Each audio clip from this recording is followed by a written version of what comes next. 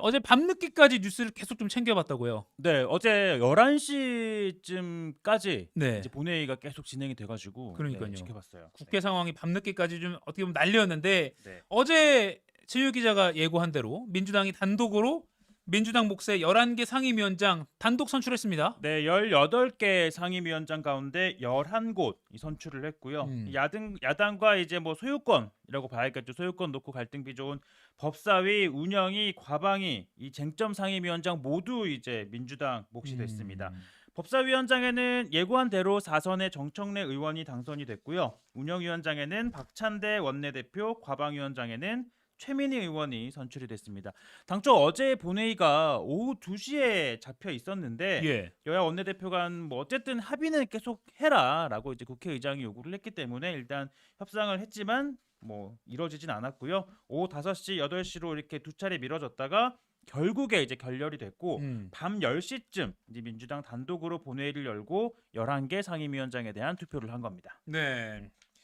보면 법사위원장 정청래, 과방위원장 최민희, 그리고 운영위원장 박찬대 이 세 명이 많이 관심을 받고 있습니다. 이른바 이제 뭐 강성 친명 이렇게 분류가 네. 되는 인물들이고 또 중요한 상임위로 배정이 됐기 때문에 네. 좀 지켜봐야 될 것 같고 국민의힘은 아주 강하게 반발하고 있죠. 네, 뭐 이제 뭐 농성까지 해 가면서 이제 본회의 개최에 대해서 반대를 했었는데요. 일단 협상 과정에서 이제 국민의힘 입장에서는 우리는 정말 많이 양보했다 이런 얘기이긴 하거든요. 왜냐하면 국민의힘은 이 전통적으로 이제 여당이 맡아온 운영위원장 니네 가져가라. 그리고 이 지금 뭐 방송 관련된 소관이 과방위도 야당이 가져가라. 대신 우리는 법사위만 가져가겠다. 예. 이렇게 이제 협상안을 제안을 했는데 방금 말씀드렸지만 대통령실 피감기관 되는 운영위 이거 야당에 준다는 점에서 여당 입장에서는 뭐 통큰 양보했다라는 입장이긴 합니다.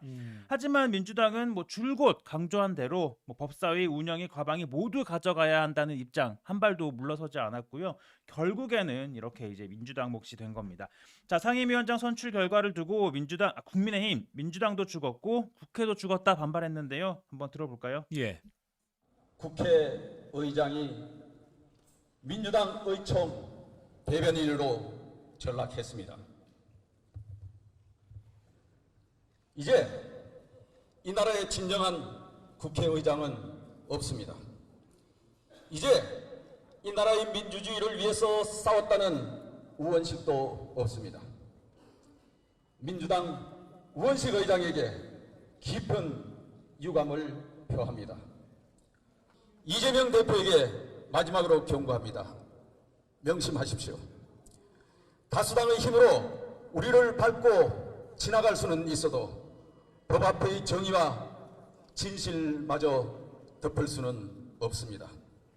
아무리 힘으로 막으려 해도 이제 이재명 대표의 사법 리스트는 현실화되고 있고 민주당의 눈물겨운 이재명 방탄 시도는 성공할 수가 없습니다.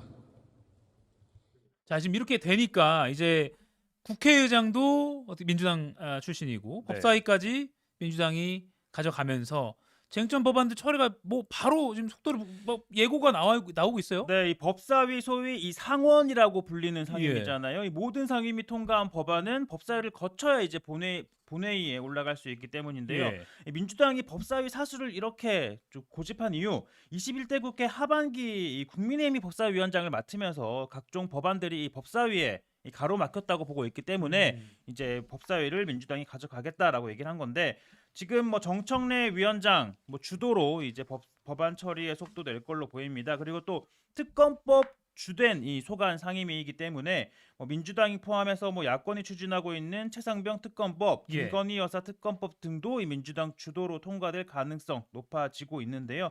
정청래 의원의 당선 소감 뭐 어떻게 밝혔는지 한번 들어볼까요? 네. 국회는 법을 만들고 법은 대한민국의 방향타가 됩니다. 국회는 법을 만들고 국회부터 법을 모범적으로 준수해야 합니다. 법사위는 더더욱 그러해야 합니다. 국회에서 만든 법을 국회가 지키지 않는다면 국회가 만든 법을 누가 존중하고 따르겠습니까? 국회부터 법에 대한 권위를 인정하고 법에 대한 예의, 법의 명예를 지켜야 합니다. 법사위는 국회법에 따라 국회법에서 정한 대로 법대로 운영하겠습니다. 네, 지금 경향신문 일면 오늘 사진 제가 좀 띄워드릴게요. 웃으며 투표 기다리는 야당 의원들이라고 했습니다. 그러니까 어제 본회의에서는 야당 의원들만 참석을 한 거죠. 네, 맞습니다. 예. 이제 야당 의원들 민주당 비롯해서 예. 이제 조국혁신당, 개혁신당, 진보당 등 야당 의원 191명만 참여를 했습니다. 자, 그런데 사실 뭐 야당이 주도로 투표를 했으면 만장일치로 나와야 되는 거 아닌가? 예. 라는 생각했을 텐데 상임위원장별로 득표수가 조금씩 달랐습니다. 어허. 191표 모두 찬성표 나온 위원장 한 명도 없었고요. 야당이라고 하더라도 뭐 조국혁신당, 개혁신당 등 입장이 미묘하게 다른 거고 또 이제 위원장 후보별로 좀 달랐다 이렇게 볼 수 있는데 개인의 호불호도 있을 수 그 있고요. 당장 이 정청래 법사위원장 보면 예. 181표를 얻었습니다. 그러니까 반대표가 10표가 나온 거죠. 어허. 네. 반대로 신정훈 행안위원장은 190표. 그러니까 단 한 명만 반대표를 던져서 개표 결과가 나오는 순간 이 뭐 본회의장에서 막 이렇게 놀라는 리액션도 있더라고요. 그렇군요.